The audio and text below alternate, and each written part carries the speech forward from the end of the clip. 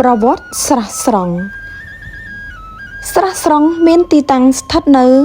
ទល់មុខខាងកើតប្រាសាទបន្ទាយក្តីខាងត្បូងឈៀងខាងលិចនៃបារាយណ៍ខាងកើតមានបណ្ដោយ780ម៉ែត្រនិងទទឹង380ម៉ែត្រត្រូវបានដូនតាខ្មែរជីកឡើងនៅក្នុងចុងសតវត្សទី12និងដើមសតវត្សទី13ក្នុងរជ្ជកាលព្រះបាទជ័យវរ្ម័នទី7ស្រះស្រង់នេះមានរានហាលដ៏ស្រស់ស្អាតសាងសង់ឡើងអំពីថ្មភក់និងថ្មបាយក្រៀម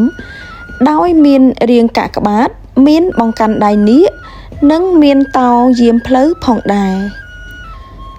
ស្រះស្រង់នេះសាងសង់ដោយមានទឹកជាប់ជានិច្ចនិងមានទេសភាពស្រស់បំព្រងព័ទ្ធជុំវិញតែមិនមានប្រព័ន្ធបង្ហូរទឹកចូលនោះទេ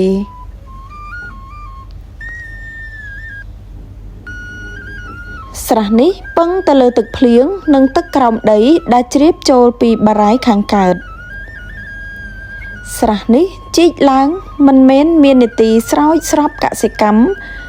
ឬជាទីសក្ការៈបូជាដោយកសិនអង្គរឬបារាយណ៍ជាដើមនោះទេគឺកសាងឡើងសម្រាប់ការកំសាន្តរបស់ព្រះមហាក្សត្រនាសម័យបុរាណនិងមានកូនប្រាសាទមួយនៅចំកណ្ដាលជាទីដែលព្រះអង្គទ្រង់យាងតាមទូកទៅស្ដាប់តន្ត្រីផ្សេងៗបច្ចុប្បន្នគេមើលឃើញកូនប្រាសាទនេះនៅរដូវប្រាំងពេលដែលមានទឹករាក់គេធ្លាប់ឃើញតែភាពស្រស់ស្អាតនៃស្រះស្រង់ដោយសារមានទឹកគ្រប់រដូវកាលរហូតទាក់ទាញភ្ញៀវទេសចរចូលទស្សនាជាហូរហែមិនដែលដាច់ក៏ប៉ុន្តែកាលពីរដូវប្រាំងឆ្នាំ2015កន្លងទៅនោះស្រះស្រង់បានជួបប្រទះនៅបញ្ហារីងស្ងួតស្ទើរទាំងស្រុងនៅចុងឆ្នាំ2016នេះដោយសារមានការបារម្ភថាស្រះស្រង់អាចនឹងប្រឈមបញ្ហារីងស្ងួតដូចកាលពីឆ្នាំ2015កន្លងទៅនោះដូច្នេះនៅក្នុងឆ្នាំ2016អាជ្ញាធរជាតិអប្សរាអះអាងថាបានត្រៀមខ្លួនរួចជាស្រេចសម្រាប់ជួយសង្គ្រោះស្រះស្រង់នេះការត្រៀមខ្លួននេះ